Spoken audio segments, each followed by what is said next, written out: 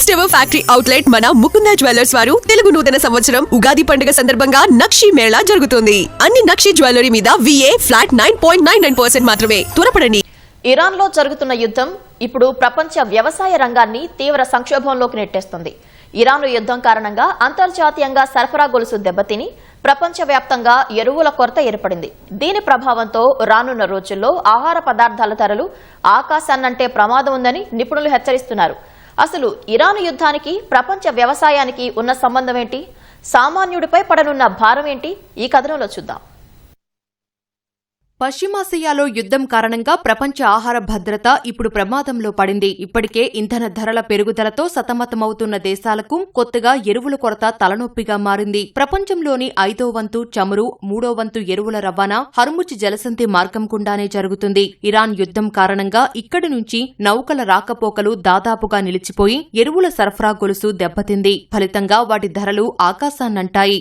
ఉత్తరార్ధగోళంలో పంటల సీజన్ ప్రారంభమవుతున్న సమయంలోనే ఎరువుల ధరలు పెరగడం రైతుల్లో ఆందోళన కలిగిస్తోంది. ఎరువుల కొరత, ఇంధన ధరల పెరుగుదల వల్ల రవాణా, ప్రాసెసింగ్ ఖర్చులు అమాంతం పెరిగాయి.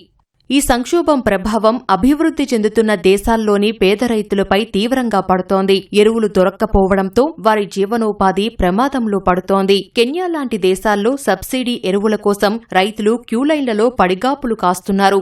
ఎరువులు స్టాక్ ఉన్నప్పుడు అధికారులే ఫోన్ చేసి పిలుస్తున్నారని, ఒక బస్తా కోసం తెల్లవారుజామున నుంచే లైన్లో నిలబడాల్సి వస్తోందని రైతులు ఆవేదన వ్యక్తం చేశారు. మరోవైపు రసాయన ఎరువుల కొరత వల్ల కొందరు వ్యాపారులు ప్రత్యామ్నాయ మార్గాలను వెతుకుతున్నారు. అందులో భాగంగా తక్కువ ధరకు లభించే సేంద్రియ ఎరువుల విక్రయానికి మొగ్గు చూపుతున్నారు.